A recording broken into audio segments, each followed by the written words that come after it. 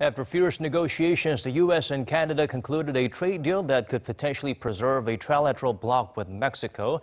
It's also expected to replace the North American Free Trade Agreement.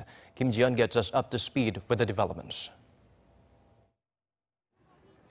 The U.S. and Canada have reached a new trade deal known as the United States-Mexico-Canada Agreement, or the USMCA, which follows a separate agreement between the U.S. and Mexico reached in August.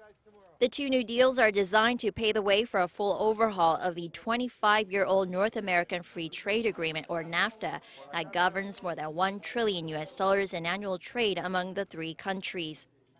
In a joint statement, the U.S. and Canada stated that the USMCA would result in freer markets, fairer trade, and will give workers, farmers, ranchers, and businesses a high-standard trade agreement and robust economic growth in the region.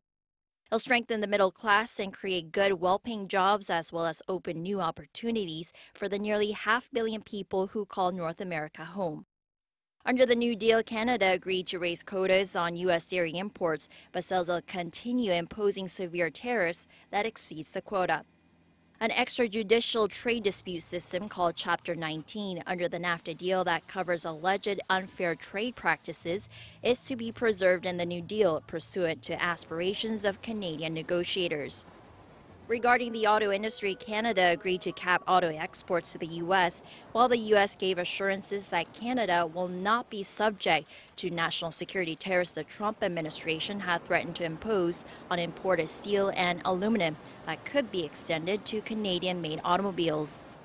The new trade pact is to come up for review by the parties every 6 years to make sure the arrangement is effectively being enforced and to provide updates on intellectual property treatment. The leaders of the three North American countries are scheduled to sign the USMCA before the end of November. Kim Ji-yeon, Arirang News.